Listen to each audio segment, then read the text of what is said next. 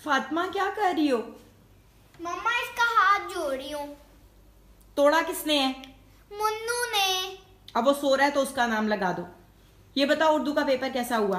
मम्मा बहुत अच्छा, 100 में से 100 नंबर आएंगे। 100 में से 100 तो तुम्हारे सब में आते हैं। पेपर दिखाओ। पेपर तो आसान है। जुमले सही बनाए? बहुत अच्छे। खराब का क्या जुमला बनाया? वकीलों और डॉक्टरों के झगड़े की वजह से मरीजों की हालत खराब है। अच्छा, भाईचारा। वकीलों और डॉक्टरों के बीच भाईचारा ना होने के बराबर है। और मशगला? वकीलों और डॉक्टरों का मशगला झगड़ा करना है।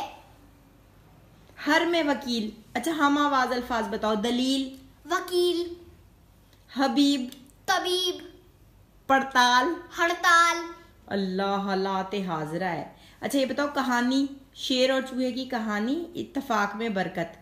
ये पता है कौन सी कहानी है? कौन सी? वो जिसमें शेर जाल में फंस जाता है और चूहा उसकी मदद करता है। यही लिखी है ना? नहीं मम्मा। फिर कौन सी लिखी? मैंने लिखी है, एक दफा का जिक्र है, एक शेर बीमार था और एक चूहे की जान खतरे में थी।